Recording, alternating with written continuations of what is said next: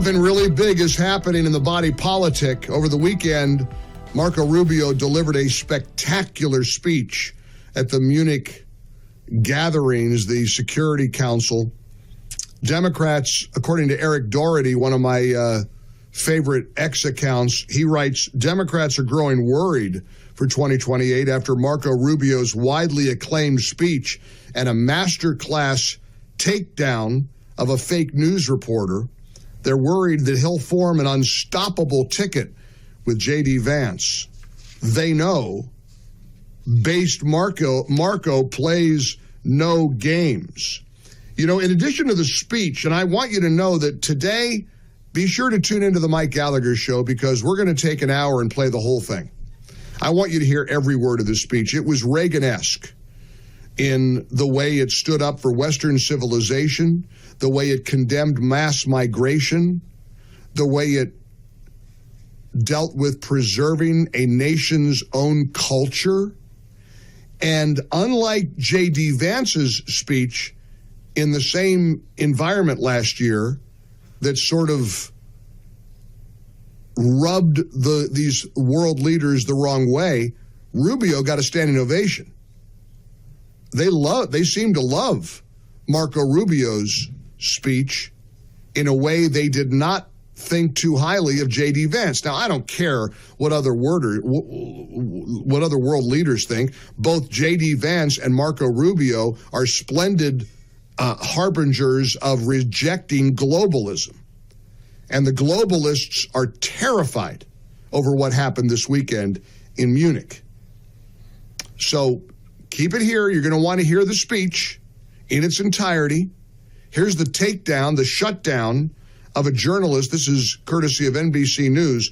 Check out how Secretary of State Rubio completely dismantled a journalist trying to get other foreign leaders to condemn the United States. Let me just make one more point, because I think you asked him a question in order to see if you can get him against us with something about, oh, you criticize. A lot of countries didn't like what we did in Venezuela. That's okay. That was in our national interest. I'm sure there's something he'll do one day that we don't like, and we'll say, hey, we didn't like you did this. So what? That doesn't mean we're not going to be friends, we're not going to be partners, we're not going to be able to cooperate with one another. Countries express their opinion all the time. We have very close allies that didn't like what we did in that regard. I can tell you what, it was successful. We're proud of it. It was necessary because the guy was a narco-terrorist, and we made him a bunch of offers, and he chose to tore them out. And look what's happened in Venezuela in the 6 weeks since he's been gone. Okay, now it's got a long way to go. There's still much work that needs to be done, but I can tell you Venezuela is much better off today than it was 6 weeks ago. I talked to a good friend of mine last night who watched Marco Rubio's speech. And this friend of mine has been Team J.D. Vance all the way.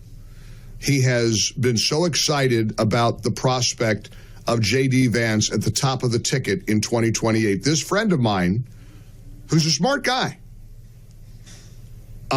he said, I'm off the J.D. Vance bandwagon, and I am Team Marco Rubio. He's not alone. I don't entirely agree with that, but at this point, I don't care. I like the fact that we've got a deep bench. Hey, J.D. Vance, Marco Rubio as the ticket. Marco Rubio, J.D. Vance is the ticket. But many believe that Secretary Rubio might just overtake J.D. Vance in becoming the frontrunner. I mean, this speech was a masterclass. And what he did in this speech, by comparison to the Democrats, is so stunning. The split screen of Marco Rubio's anti-globalist, pro-America First speech that was well received by those leaders compared to the guy that many believe will be the Democrat nominee for president in 2028. That's the only reason Gavin Newsom is there. Gavin Newsom is over there to try to flex his muscles and prove that he's capable of being on the world stage as the next president of the United States. Well, if I told you that his approach was to vilify law enforcement, picture this. He's on German soil, smugly telling the Germans, our law enforcement in America is like the Nazis, comparing law enforcement to Nazis. This is the guy that the Democrats would probably like to run in 2028. But I want to remember all those images of masked men, the secret police, something familiar in Germany.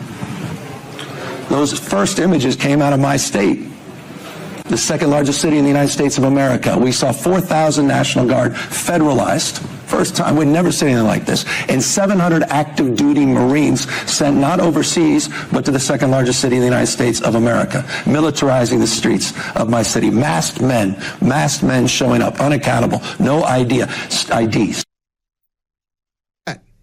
How do you like a guy who wants to be president telling a German audience our federal law enforcement community is like Nazis, sending Jews to the gas chambers, committing a Holocaust? That's the split screen. A lot of people are making a big deal about the split screen between Marco Rubio and AOC, and we haven't even gotten to her yet. Oh my gosh. Did she face plant? Should we play it? Are you ready for this? This is the clip, of course, that made a lot of headlines. This is the video clip that went round the world and certainly was absorbed by people who somehow think she's got a national future. Do you think this dingbat has a national future? Check this out. Would and should the U.S. actually commit U.S. troops to defend Taiwan if China were to move? I think that this is such a, I think that this is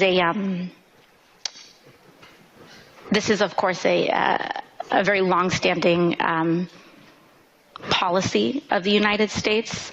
And I think what we are hoping for is that we want to make sure that we never get to that point. And we want to make sure that we are moving in all of our economic research and our global positions to avoid any such confrontation and for that question to even arise. Oh my gosh. If you're writing a Hollywood script and you wanted to advance the Republican cause, that's what you'd do. You'd put Marco Rubio side by side with AOC. And I use the word dingbat. She's not dumb. She's very charismatic. She's obviously successful. She managed to topple a Democrat establishment congressman because she was a bartender. Nothing against bartenders, but that was her work experience. She was a bartender who became a congresswoman. So when you elect a bartender, that's what you get. She has no idea how she would respond if China were to invade Taiwan. So let's just kind of tackle this together. 800-655-MIKE as we look at the comparison between Democrats and Republicans going into the primaries, going into the midterm election this November, and getting ready for 2028. What a deep bench we have, huh? What do you make of the weekend in Munich? What do you make of my friend who has jumped off the J.D. Vance bandwagon and is now supporting Marco Rubio? 800-6, he's not alone, I can promise you. For full shows, live and on demand, it's Salem News Channel.